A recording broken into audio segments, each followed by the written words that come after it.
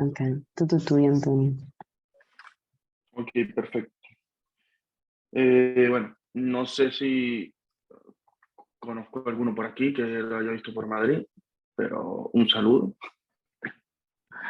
Nada, la formación de hoy, como vemos y como han ido preguntando un poco, es DevSecOps para todos, ¿no? Un poquito las bases y de todo lo que se está moviendo a nivel de DevSecOps y de lo que yo me he conseguido por ahí últimamente. Ahora sí. Bien. Vale, para los que no me conocen, nada, soy Antonio Juanilla. Esta foto está un poquito vieja, estoy más rellenito. Yo soy coorganizador de las comunidades que hay por aquí a nivel de por 127, Hub Madrid, Hub Barcelona. Hago CTF en el equipo de Flat Hunters, ¿vale? Soy bastante autodidacta. Y pues nada, aquí están mis redes, el Twitter, el GitHub. En mi GitHub no hay muchas cosas, en mi GitHub están más que todas las charlas que suelo dar yo por ahí. Y mi Instagram ahí, que a veces yo republico cosillas también igual que en el Twitter. Y mi LinkedIn, por el que quiera pasar a visitarme, que por ahí ya me han agregado por ahí. Nada, amante de la tecnología y defensor de la democratización de la tecnología para nuestra sociedad. En pocas palabras, que la tecnología tiene que mejorar nuestro estilo de vida, más no esclavizarnos. A ver, para empezar, supongo que aquí la mayoría, a mí me gustan las charlas interactivas, me gusta hablar con la gente y que la gente participe. Yo quisiera saber, a ver, todos sabemos qué es DevOps, ¿no? Aquí, en el equipo. Ahí, más o menos, por ahí. ¿Quién más? A ver que no los puedo ver a todos a la vez. Y no todos tienen... Vale. Pregunto yo, al azar. Tú Diego Tello. Estaba ahí. ¿Qué es DevOps para ti? A ver. Son las tareas que ayudan o dan soporte a los desarrolladores. Por lo menos en mi caso lo veo como los que son encargados de los pipelines, de crearlos, de tenerlos funcionando, la infraestructura también de las aplicaciones, Vale, la mayoría de las veces en la nube, pero sí, eso. vale. A ver. Ponga la cámara, muchachos, porque si no, después no les veo las caras. A ver, Jessica, tú que tienes la cara aquí también. Te pregunto, Jessica. Sí, estoy de acuerdo con lo que dijo Diego. Sí, toda la parte de infraestructura. Para no responder, muy bien. No. Sí, a ver. Vale, infraestructura, ¿qué más? ¿Qué más ven como DevOps? Una cultura Pipeline, también, ¿no? infraestructura. ¿Cómo? Que es Toda una la parte de... cultura Perdón. más que simplemente Cultura. Sí. Más Yo diría que como, la masa puramente realmente, infra. ajá, Didac. como una, al final yo entiendo como, no sé si decirte, es metodología a la vez que a lo mejor quizá una filosofía. O sea, al final como tu objetivo creo yo que es el tener un desarrollo fluido y de entrega y a la vez que sea en el menor tiempo posible. O sea, digamos, algo así, digamos. Ok, la cosa va con un poquito de todo lo que dijeron ustedes. DevOps, sí, DevOps es una cultura, también una metodología de trabajo, ¿vale? Que se incorporó a través de cuando empezaron a incorporar el agilismo. ¿Qué más? Realmente lo que solemos hacer, los que estamos en el área de DevOps, ¿no? En, lo que somos son SRE, ¿no? Site Reliability Engineer, que somos los tipos que desplegamos cosas, desplegamos infraestructura, compilamos software, ¿vale? Y los SRE como tal vienen aplicando lo que es la cultura y la metodología de DevOps. Esta siguiente imagen explica un poco lo que estaba justamente mencionando Didac, ¿vale? Que es el agilismo de todo el flujo en el ciclo de desarrollo del software. Actualmente a nivel de DevOps o cuando las empresas quieren implementar DevOps, y lo digo de esta manera porque me he conseguido empresas que van migrando hacia DevOps, ¿vale? Otras que ya están con DevOps y otras cosas, y otras que, bueno, vienen a ver ahorita lo que es el DevSecOps, que ahora lo vamos a hablar. Entonces, ¿Qué es eso? Las ideas entran en un backlog, ¿vale? Que el backlog luego lo depuran, las ideas suelen venir a través de estos personajes que vemos aquí, ¿no? Que son el product owner. Oye, esto no se ve el puntero, ¿verdad? Y si hago esto, Se ve, yo lo ya veo, va a ver, puntero de la serie. Si hago esto, ¿se ve? sí. Vale, genial. Vale, estos personajes que vienen siendo mejor, sobre todo el product owner, que es el que trae las ideas, ¿vale? Aquí, al backlog. Luego, entre el Agile Coach, el arquitecto y el diseñador, el diseñador entre comillas, porque el diseñador suele ser frontend y los developers o developers vienen siendo backend, ¿vale? Entre el Agile Coach y el arquitecto, pues van depurando estas ideas y las van metiendo en lo que llamamos luego Sprint Backlog, ¿vale? Que es lo que solemos ver la mayoría de nosotros cuando entramos en un equipo, seamos developers o seamos DevOps. Tenemos un Sprint Backlog, tenemos una tabla con un mogollón de tareas que vamos a tener que cumplir durante estas próximas 2 semanas. Estas próximas 2 semanas, que es lo más común, hay sprint más largos, yo he trabajado con sprint de 3 semanas e incluso he trabajado con sprint de un mes completo. Eso lo discuto yo mucho con muchas personas a nivel de la Agile, sobre todo con los Scrum Master, es que esto funciona bien para desarrolladores, pero no se aplica al 100% para DevOps, porque nosotros a nivel de DevOps, pues no tenemos entregas diarias per se, porque nuestro trabajo se puede alargar entre 2 días y 3 días, o incluso podemos tener una semana completa tratando de investigar y sacar algo, ¿vale? Entonces, pero igual nosotros tratamos de entrar dentro de este bucle y entregar cosas en 2 semanas. Luego, a partir de ahí, pues por eso es que está el 24 horas, esto es lo que yo estoy diciendo, las entregas de 24 horas, cada 24 horas, que viene siendo la daily, pues la gente comenta tal. Y luego a partir de ahí sale la release. La release luego es probada por usuarios reales o probada por el tester, tal y cual. Y luego monitoring feedback, que viene siendo pues esa retroalimentación de lo que funciona o no funciona y tenemos que arreglar. Luego pasamos a lo siguiente. Y ya sabemos más o menos qué es DevOps, cómo está la cultura del agilismo implementada en eso. ¿Y qué es DevSecOps? A ver, ¿qué entendéis ustedes por DevSecOps? Pongan la cámara porque si no, no les veo la cara. ¿Qué entienden ahí por DevSecOps? A ver. Y la incorporación, ¿no?, de la seguridad en todo este proceso, me imagino, ¿no? Un En el poco, sí. desarrollo y en el deploy. Vale, bien. A ver, Jorge, tienes cara interesante. Jorge Conti. ¿Qué es DevSecOps? Ajá. Desde mi punto de vista, diría que es meter todas las herramientas y conocimientos del área de seguridad en el ciclo de desarrollo. Léase, en este caso podríamos meter un monitoreo, un chequeo estático del código, por ejemplo, en los pipelines, entre otras Vale. cosas, ¿no? Ok. Jorge está haciendo el trabajo por mí. Víctor, tú, a ver, escudero, ¿qué piensas? En la misma línea, incorporar la seguridad en la integración continua en una pipeline o... Sí. Correcto. A ver, en esta diapositiva, sí, tal cual. Es incorporar la seguridad en todo el proceso de lo que llamamos DevOps. Es lo que estamos hablando antes, tenemos un plan, ¿no? Un backlog. Los desarrolladores son los que desarrollan, son el redundante, o sea, codean estas cosas, el build, test y release, que suele tocarnos a nosotros, a los SRE, ¿vale? Y el deploy también. Y bueno, la parte de operating monitor, pues también aplicamos nosotros, pero es una tarea un poco más desligada porque solo lo que hacemos es entregar plataformas que monitorean y encargarnos de que sean monitorizadas las aplicaciones, ¿vale? No se interviene más que en las otras tareas que cuando desarrollamos los pipelines. Normalmente desarrollamos un pipeline para el build, para el test y para desplegar, ¿no? Para crear una release y despliegue.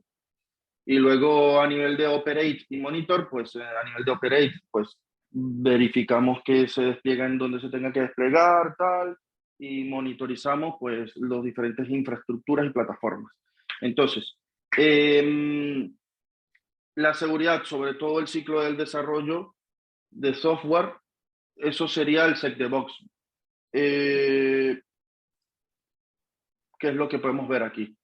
Aunque aquí está un poquito recortado, ¿no? Que sería Product Managers. Normalmente veníamos de equipos que tenían operaciones IT por un lado, seguridad por otro, todo esto era desarrolladores, Agile Coach y tal. Yo, por ejemplo, cuando trabajé en ING, teníamos esto en ING tal cual. Luego yo estuve justamente en el proceso que ellos estaban migrando hacia esa cultura de DevOps y aunque no teníamos en su momento el DevOps incluido aquí, sí teníamos una interacción con la gente de operaciones, ¿vale? Y igualmente pasaba con la gente de seguridad. Siempre era un equipo aislado y entonces siempre ellos nos trasladaban problemas de seguridad y tal. Entonces, ¿qué pasa?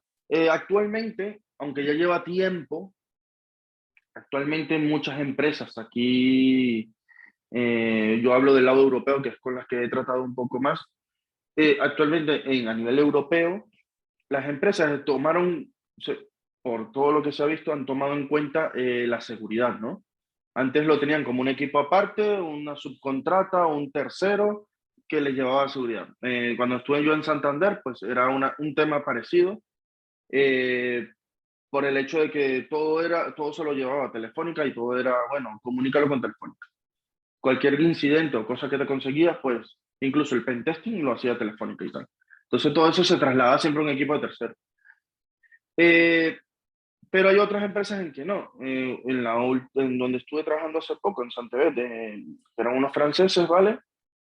Pues esta gente tomaba en cuenta la seguridad en el ciclo y los conocimientos, ¿no? de lo que nos conseguíamos se tomaban en cuenta. Esto es literalmente un 3x1, un tipo que sabe de todo un poco, ¿vale? Y literalmente me ha pasado, yo soy el tipo que sabe de todo un poco, sabe desarrollar, sabe de operaciones, sabe de seguridad, ¿vale? Eso es bueno y malo a la vez. Entonces, ahora pasamos a otra cosa a nivel también de DevSecOps, pero que no se sabe muy bien, AppSec, ¿vale? Ahora yo pregunto, ¿qué es AppSec? ¿Qué entienden o qué saben por AppSec?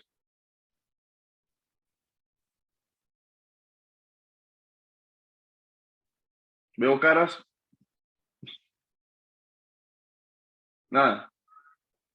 Ni idea. Entiendo que es aplicado a seguridad en aplicaciones, ¿no? Por el nombre, básicamente. Más o menos.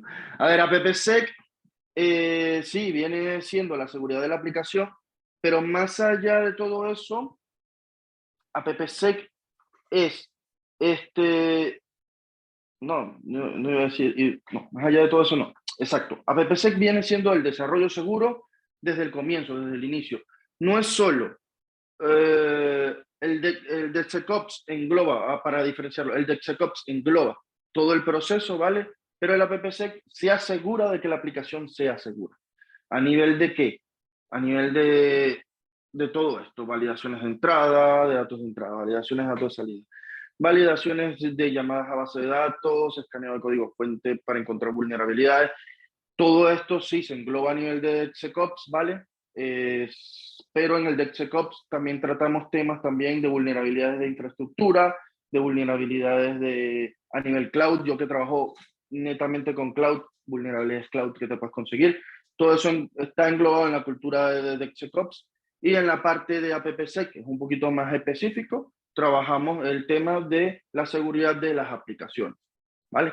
No deja de ser una cosa relacionada a la otra.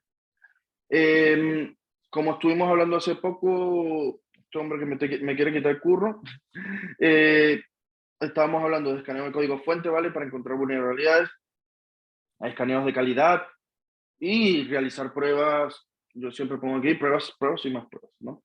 porque existen diferentes pruebas a nivel no solo de, ¿cómo se llaman las pruebas estas de? Sino pruebas de integración, sobre todo los test de integración que son importantes para saber que una aplicación no falla cuando se incorpora con otros componentes o cuando interactúa con otros componentes. A ver. Entonces, ¿qué nos conseguimos? Nos conseguimos con SAS. ¿Qué es SAS? SAS viene siendo el escaneo o el Static Analysis del código fuente, ¿vale? Entonces, a nivel de SAS, nos conseguimos que todo código fuente debe ser escaneado para buscar vulnerabilidades. Para eso se hace el análisis del código estático, y en ello, que eso lo preguntaron, que me lo preguntó Melissa, ¿no? Si vamos a hablar un poco sobre herramientas para ello, para el SAS, se utilizan herramientas como SonarQube, Q1 o Checkmarx. Yo he tenido experiencia con SonarQube y Q1, sobre todo con SonarQube. No me pregunten sobre SonarQube empresarial porque no he corrido con suerte de utilizarlo. Suelo utilizar el Community Edition porque, aunque he trabajado para empresas grandes, suelen usar esa misma versión. Yo no sé por qué.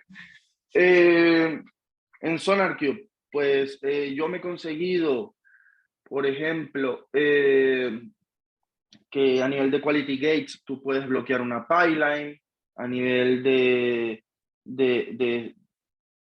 estados, ¿no? Puedes sacar todo un reporte completo de todas las vulnerabilidades que se consiguen a nivel de código fuente. Q1, que también es un poquito más potente. ¿Por qué es más potente Q1? Porque es una versión comercial como tal y llega un poquito más a profundidad. Q1 también hace análisis de librería de terceros, que lo vamos a ver ahora. Checkmarx también es igual que Q1, son versiones comerciales y son un poco más potentes. SonarQube tiene la versión empresarial, la versión comercial, hará lo mismo, yo no lo he probado, pero a nivel de Q1 sí lo he probado y sé que saca un poco más de info que SonarQube. Entonces, a nivel de SonarQube, podemos sacar reportes de vulnerabilidades, saber si estamos usando, si tenemos algún, por así decirlo, algún bug que ha sido desarrollado, tal. Estas herramientas, ¿vale? Lo ideal es integrarlas en las pipelines. Yo he trabajado justamente con SonarQube y Q1 integrado en pipelines, en donde no solo saco el reporte, no solo bloqueo la pipeline, sino que luego esta información pues la utilizamos para hacer seguimiento y métricas de vulnerabilidades, de la evolución de las vulnerabilidades dentro de una aplicación. Bueno, en este caso, he trabajado directamente con microservicios, no con macroaplicaciones, sino con microservicios. Entonces, es más efectivo el tema, ¿no? de sacar este tipo de cosas. Lo siguiente que se debe hacer, por ejemplo, a nivel de AppSec, a nivel de DevSecOps, es también la inclusión la inclusión y la gestión de componentes o librerías de terceros. Esto es muy común. ¿Por qué? Porque es común. Porque se suelen usar frameworks y se suelen usar muchas librerías externas a la empresa. A nivel organizacional, a nivel de empresa, hay empresas que no lo permiten, hay empresas que solo permiten, por ejemplo, usar librerías del Mirror que tienen ellos de, por ejemplo, Maven si trabajan con Java, o no sé, o alguna librería en específico, alguna versión específica de una librería de JavaScript, por ejemplo, si trabajan con temas de front, o un mirror también de NuGet, si trabajan con temas de C#, por ejemplo. Entonces, hay herramientas para esto, ¿no? A nivel de librerías de tercero, muchas son open source, y como yo, por ejemplo, conozco aquí en esta presentación, sean open source o no, cada componente nuevo que metes es un riesgo que tú aceptas en tu aplicación, ya que ese componente no lo administras, no lo gestionas tú. Entonces, ¿qué pasa? Estos componentes deben ser escaneados también. Para ello, usamos múltiples herramientas que verifiquen estos componentes y aprovechamos que no sean inseguros y también estar pendiente, aquí también hay que estar bastante pendiente, ¿no? de lo que son las versiones de estos componentes. Por ejemplo, los frameworks de JavaScript cambian mucho de versión. La versión de Java también cambia mucho de versión, ¿vale? Evolucionan constantemente. Actualmente evolucionan mucho más que antes porque siempre sale una vulnerabilidad nueva, entonces siempre hay que parchear la versión. Entonces, para ello, o podemos optar por escanear regularmente el repositorio y que vayan saltando ciertas notificaciones. O sea, no podemos fumar un pipeline que esté escaneando todo el rato los repos o cosas así. O simplemente cada vez que se haga un push del código, escanear constantemente el repositorio cada vez que se haga un push.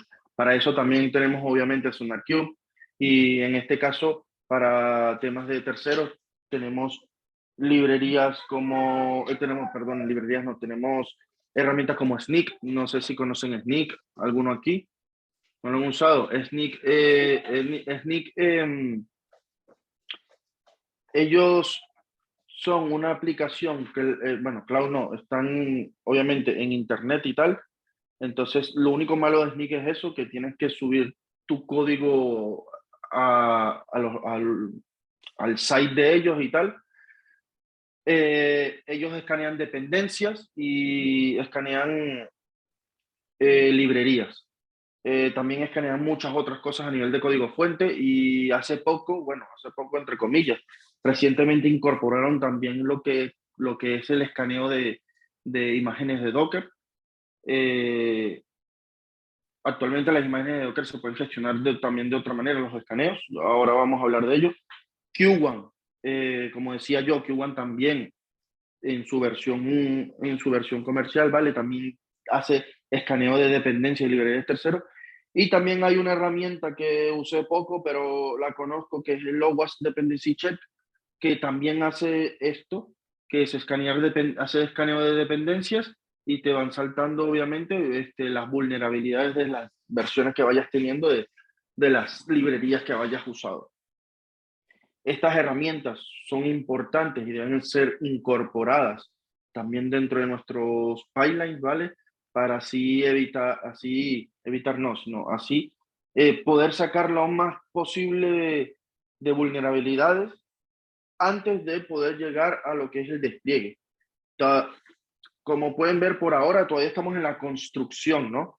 Primero escaneamos el código estático, solo hacemos con SonarQube. En SonarQube podemos hacerlo lanzándolo desde el pipeline, o incluso el mismo SonarQube, si no me equivoco, tenía una forma de chequearlo cuando hacías push. No necesariamente tenía que ser ejecutado desde el pipeline. Pero desde el pipeline podemos sacar reportes e información. El Snyk también hace lo mismo. El Snyk también te hace el escaneo cuando haces push, pero también tiene un escáner al momento de lanzar pipeline. Q1 solo conozco al momento de pipeline, ¿vale? No te escanea repositorios y el Lowas Dependency Check también, de la manera en que lo usé, también es cuando lo usas en el pipeline. Ya que hablamos de contenedores, no sé, muchos aquí ya trabajarán o habrán trabajado o conocen más o menos el tema de los contenedores, ¿no? Los Docker, ¿verdad? Vale, los Docker también tienen vulnerabilidades. ¿Por qué? Porque los contenedores son, como sabemos, micro virtualizaciones del kernel de Linux, por hablar del sistema operativo Linux, ¿vale? Y de los cuales saca de alguna versión de Linux, saca esa microvirtualización. Entonces, alguna de las versiones de Linux contienen vulnerabilidades.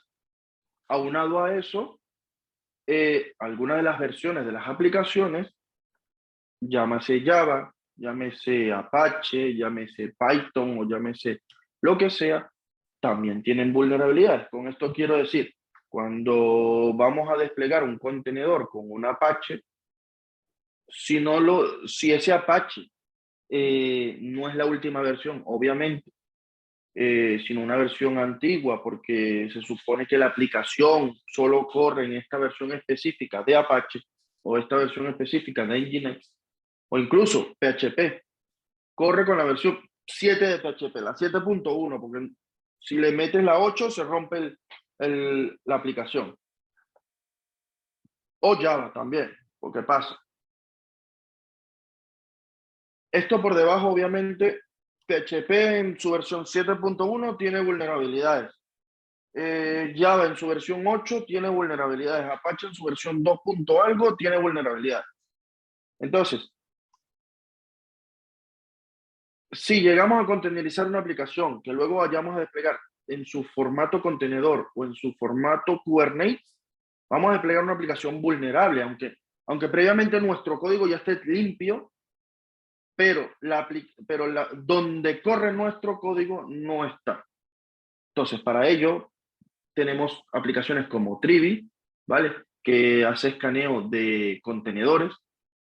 Tenemos Harbor, que además de Docker Registry, nos sirve también, corre un Trivi por debajo y nos sirve para escanear el contenedor.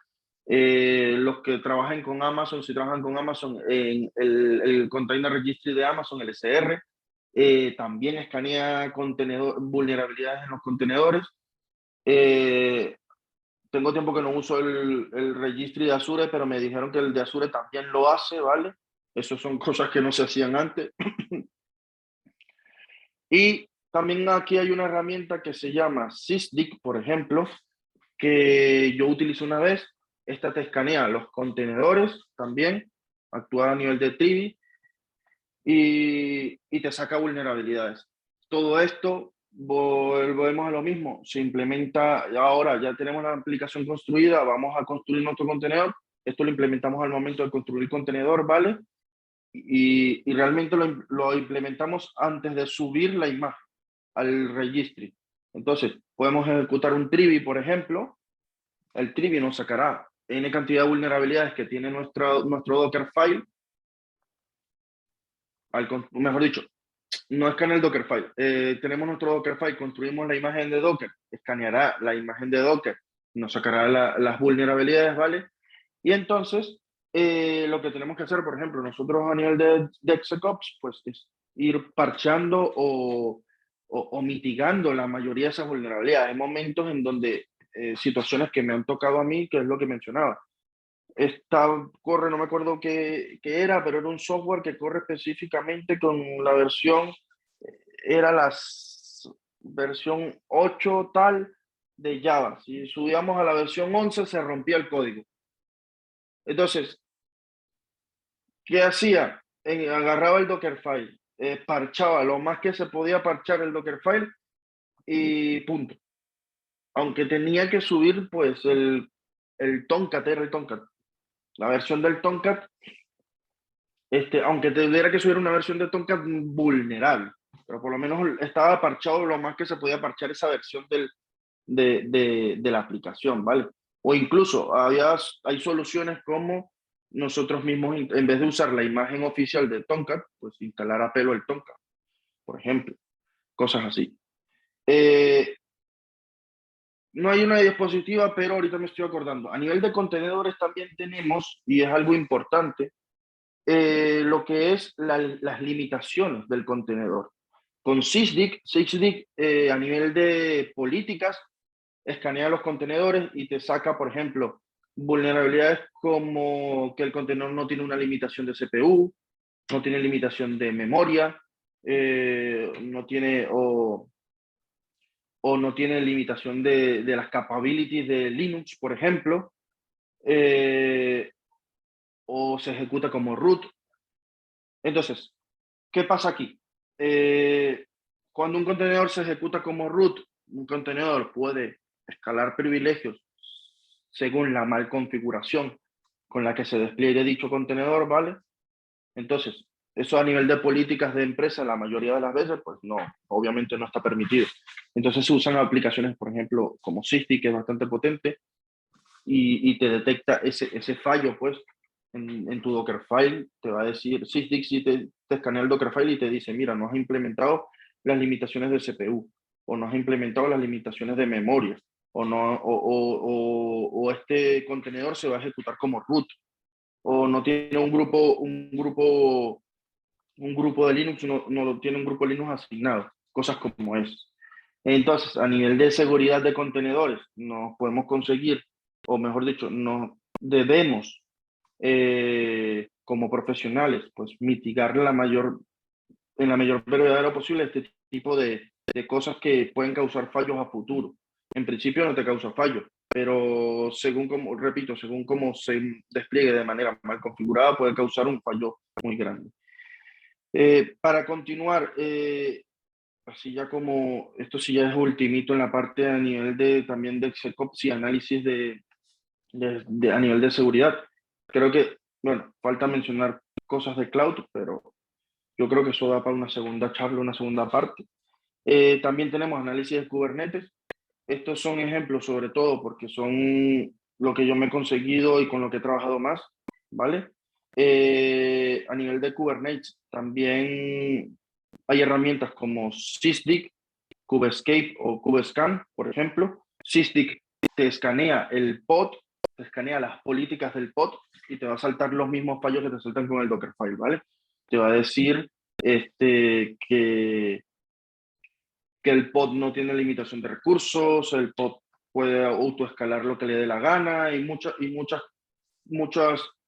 vulnerabilidades a nivel de misconfiguration que puedes desplegar sin saber.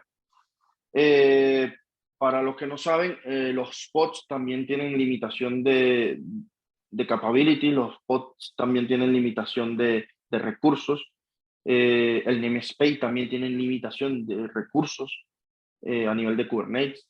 O sea, también están los RBAC, los Role Based Access, ¿vale? Que se pueden utilizar también para ¿cómo se llama? Para granular la seguridad de la ejecución de una aplicación. Con Kubescape también podemos sacar este tipo de información y Kubescan también hace lo mismo. Como dije, a nivel de cloud también nos podemos conseguir cosas como que por defecto o sin querer desplegamos un security group o algo que necesite agregarle seguridad, ¿no? Pero hay aplicaciones como Terrascan, por ejemplo, yo que uso Terraform para desplegar infraestructura, hay aplicaciones como Terrascan que te saltan errores vulnerables como este. Pues este security group tiene abierto el puerto 80, ¿sabes? Tu comunicación no va por HTTPS, sino por HTTP. Te saltan este tipo de vulnerabilidades que, repito, ya que estamos en la fase de despliegue, las metemos en nuestro pipeline, ¿vale? Y nos sirve como reporte a nivel de vulnerabilidad de lo que está sucediendo en el momento. Entonces, yo con esto finalizo un poco la charla y doy gracias por su participación y pasamos a lo que es las preguntas y dudas, ruegos, reclamos y preguntas. A ver, ¿quién quiere comentar un poco? No sé quién callado porque así es aburrida la charla.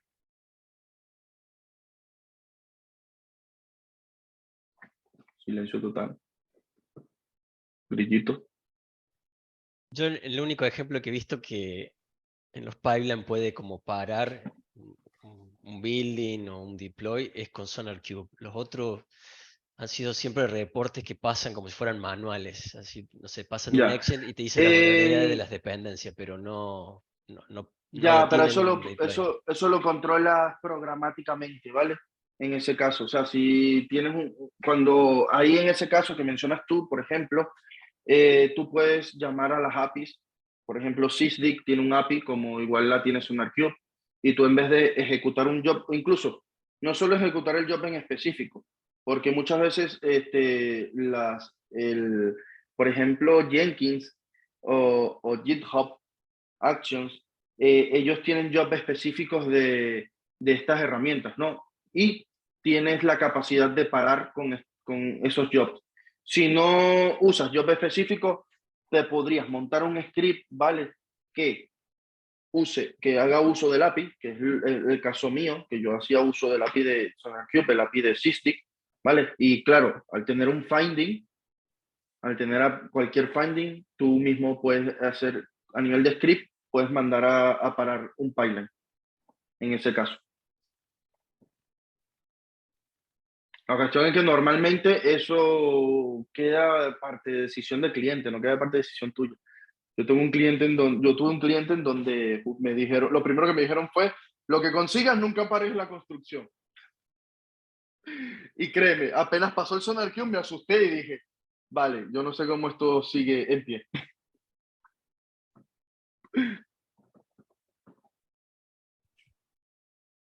¿Algún otro? Sí, Antonio, disculpa, tengo una pregunta. Primero que nada, gracias por la explicación. Mencionaste antes un poco lo que es SAST, que es Static Application Security Testing, que entra, digamos, en el proceso de DevSecOps. Desde tu punto de Sí. vista, la otra parte que sería el dinámico, DAS, ¿entrarían en parte del proceso? Si es así, ¿en qué parte? ¿Cómo lo aplican Sí. actualmente? Vale, justamente estaría, mira, en esta parte, el Sysdig trabaja a nivel Dust porque el Sysdig escanea el pod ya con la aplicación una vez desplegada, ¿vale? Y te escanea el pod y te dice las políticas en las que las políticas no se están cumpliendo y también te dice pues lo que vaya consiguiendo. Como Sysdig funciona de esta manera, también hay herramientas como el WhatsApp, por ejemplo. El WhatsApp lo puedes ejecutar al final del pipeline, ¿vale? Al final del despliegue, para sacar un reporte también un medio reporte de vulnerabilidades de esa aplicación. Por ejemplo, si es una aplicación web o un API, puedes usar el WhatsApp para escanear el API, ¿vale? Justamente al final del pipeline. O montarte un pequeño pipeline final, ¿no? Que se ejecute después del despliegue. Gracias. Recuerda que normalmente, o lo más común, por ejemplo, yo he trabajado en la mayoría de mis casos es con Gitflow, ¿vale? Con Gitflow. Entonces, ¿qué pasa? Con Gitflow, normalmente, al desarrollarse bajo la rama Fitur, se hace todo este tipo de cosas. Ya luego cuando hacemos la integración con la rama Develop, ¿vale? Como mucho, en la rama Develop volvemos a hacer ciertos análisis, pero que se supone que en Fitur ya pasó. Entonces, con WhatsApp podemos en Fitur hacer estas ejecuciones, ¿no? Antes y parar, como dije, si conseguimos un finding. Lo que pasa es que estas son un poco más manuales por los falsos positivos, pero si llegamos a tener un finding, pues paramos la pull request, pues que no se ejecute, no se integre dentro de Develop, por ejemplo. O hacer la integración de Develop de manera manual. O sea, eso se trabaja un poco también con la política de ramas y la política que tenga el cliente o la empresa en ese instante. Y si es el caso de single branch, una sola rama master y el segundo pull request, ¿cómo sería el caso? Porque claro, ahí... Ese es el caso. Claro. Caso. Vale, en ese caso, a ver, es más de lo mismo. Aunque sea una single branch, ¿vale? Tú tienes que tener una rama tuya propia en donde se tenga que ejecutar las cosas primero, ¿no? Antes de hacer una merge request. Entonces, teóricamente tienes que implementar todo esto en tu rama. Claro. O sea, esa Y ya rama luego, antes de hacer el pull tenía que pasar todos los procesos, ¿no? exacto. Y luego en la rama master, antes del deploy, justamente en esos casos, la rama master siempre es un despliegue manual. Siempre, toda la vida. Porque eso es muy peligroso dejarlo automatizado. Eso sí, eso lo reconocemos en general. Aunque queramos continuo deployment, en master, never. Entonces, ¿qué pasa? Claro, en tu rama master, tú luego pasas último chequeo. Pero un chequeo más light, más ligero, ¿vale? Los chequeos más fuertes los sueles hacer siempre en tu rama personal, en la rama Fitur o en la rama de desarrollo.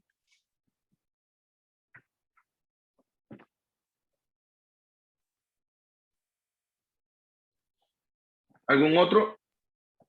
Sí, Sí, bastante interesante aquí en la charla. Perdón, Ajá, Andrés, ¿qué pasó? tengo otra pregunta. Ajá. Hablamos bastante, digamos, de lo que es el DevSecOps enfocada al desarrollo de la aplicación, de código de aplicación, ya sea backend o frontend, pero Ujú. estamos, digamos, en una época donde también se está desarrollando la infraestructura como código. Quisiera saber si en donde trabajan o en algún lado que te haya tocado, han hecho escaneos o Sí, encontrado... eso es lo que estaba mencionando yo antes de terminar, ¿no? Con el tema del análisis de Kubernetes. Que se me olvidó realmente crear una plantillita aquí para eso. A nivel de Terraform, existe una herramienta que se llama Terrascan, ¿vale? Incluso hay otra que se llama Terracost o algo así y tal. Terracost, como suena su nombre, te saca lo que te va a costar lo que vas a desplegar, ¿vale? Y la Terrascan te saca las posibles vulnerabilidades que puede tener lo que tú vas a desplegar. El Terracost te sirve, más que análisis de costo, te sirve también para saber que no te vas a pasar de la raya, ¿no? Según lo que requiere el cliente. Y el Terrascan, pues, es las vulnerabilidades. Tómalo en cuenta porque eso es importante, esa herramienta. Muy pocos lo utilizan, muy pocos la conocen y a nivel de cliente muy pocos la conocen, a menos que tengas un jefe que esté orientado al DevSecOps, ¿vale? Perfecto, gracias. Siguiendo un poco lo que ha dicho Jorge de la Infrascope, en cuanto a Kubernetes, cuando se escanea las vulnerabilidades, ¿que se escanea exactamente el manifiesto o se va a la imagen en sí que tú vas a desplegar? Vale, ahí hay dos cosas. Hay una herramienta, la Kubescape, si no me equivoco, te escanea el manifiesto. Kubescam también. Sysdig sí te lo escanea en runtime, ¿vale? Te escanea el pod.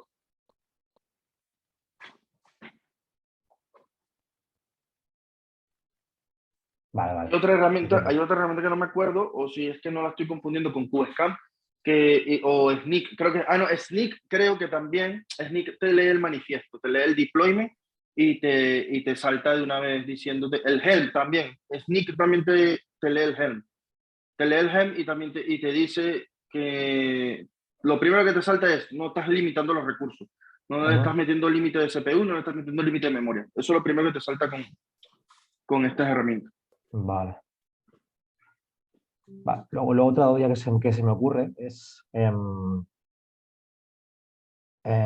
nivel de desarrollo, bueno, antes de pasar todos estos procesos de análisis, que al final tenemos que hacer la pull request o hacer el commit, ¿no? Y eso al final lleva tiempo, ¿no? Esperar a que la pipeline se ejecute para ver resultados y tu desarrollo finalmente tiene unas vulnerabilidades, pues creas que no es un poco, no es eficiente, digamos, ¿no? Entonces, si tienes alguna herramienta que nosotros a nivel local podamos usar antes de hacer este commit, ¿no? Para anticiparnos a un posible, a unas... Sí, fíjate. SonarQube trabaja con SonarLint. Sí, esa es SonarLint una. vale, tú lo puedes instalar en IntelliJ y en Visual Studio Code. Con SonarLint te ahorras la mitad del trabajo antes de hacer el primer push. La mitad ¿Alguna del más que trabajo, conozcas porque aparte de SonarLint? no he investigado por otra, pero por eso te digo, o sea, porque el SonarLint se pega directo a tu servidor de SonarQube Sí, y lo listo, enlazas y ya ya con está. eso tienes el trabajo hecho. Vale. Bueno, si te suena una más, aparte de esta, que es bastante común, pero vale. Ya. Sé que hay otras, pero la que conozco más es SonarLint, que es con SonarQube, como te digo.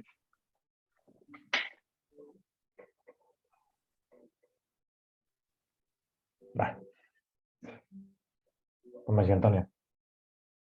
Yo, Antonio, te quería preguntar también una cosa más relacionado en la comparativa de Kubernetes con Docker. Yo, sin ser un experto en DevOps, quería preguntarte en qué escenarios es mejor usar Kubernetes que directamente Docker, ¿no? Buena pregunta. Entiendo que en Kubernetes es más enfocado a procesos más complejos, ¿no? Y con Docker levantar contenedores de forma más directa. Entonces, no sé, te quería preguntar eso, si podrías enumerar un par de escenarios donde sería mejor usar cada uno. Buena pregunta, y es una pregunta aceptable porque muchos se preguntan eso. A ver, eso se mide y se mide profesionalmente según el tamaño, ¿no?, que vaya a tener, más que todo a futuro para evitarte problemas, según el tamaño que vaya a tener lo que se vaya a desplegar realmente. ¿Por qué te digo que esto se mide así? En mi experiencia, yo he trabajado con compañeros que en mi proyecto era Kubernetes y yo despliego 4 cositas y a este hombre lo mandaron a desplegar con Docker Swarm muchas cosas. Porque simplemente en su equipo, porque esos eran presupuestos separados, en su equipo no querían pagar Kubernetes, por ejemplo.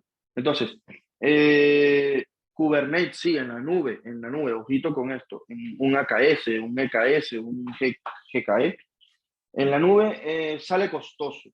En las 3 nubes públicas, para ser más exacto, sale muy costoso.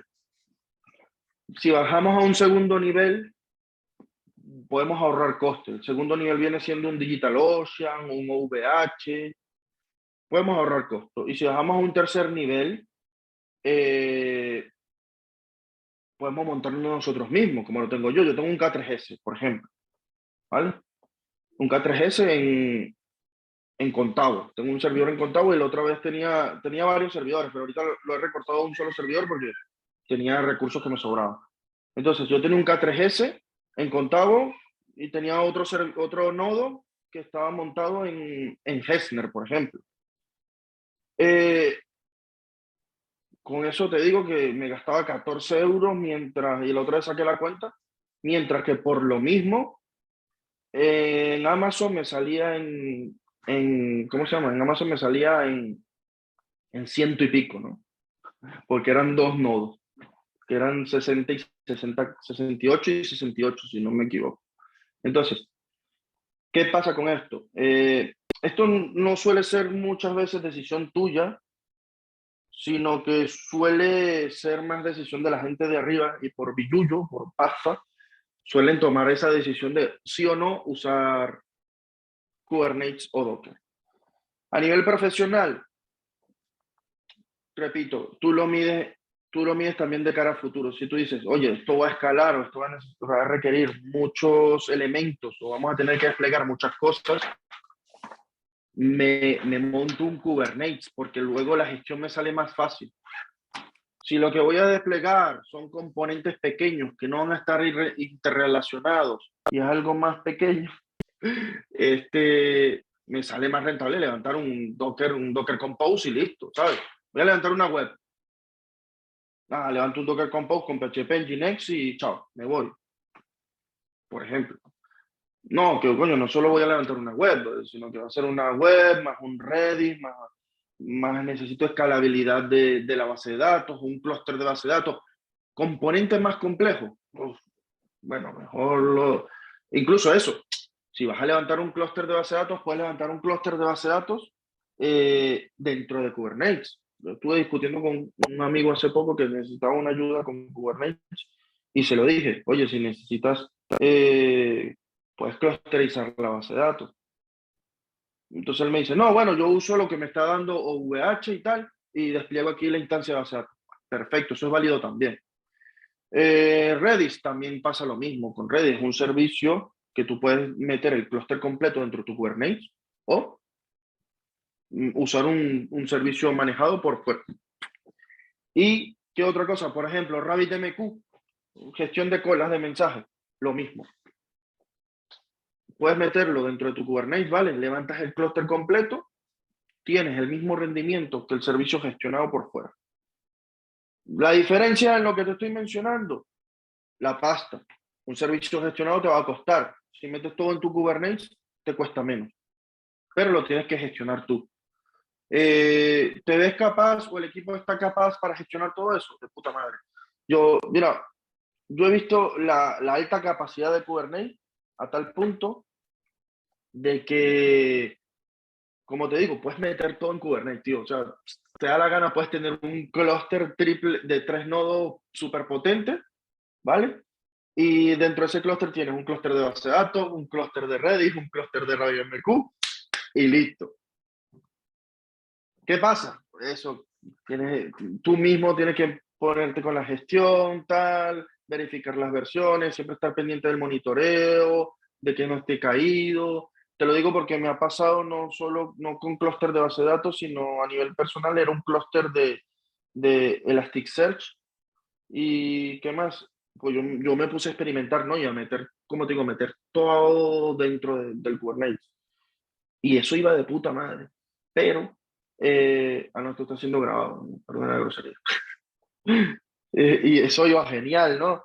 Pero luego me conseguí con que yo personalmente no tenía el tiempo humano para estar chequeando el LK todo el tiempo, ver los logs si estaba todo bien, pendiente del storage y cosas así. Entonces dije, bueno, si llego a utilizar esto, me gestiono un servicio gestionado, ¿sabes? Y en un servicio gestionado tú ves, bueno, tienes 20% de capacidad, ok. Purgar, no, X, Y, cosas así. Genial, gracias.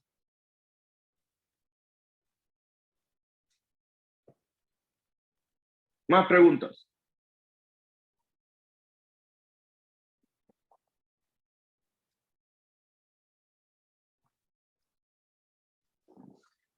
Vale, se lo quito, ya no. Ay, mira, se ve también.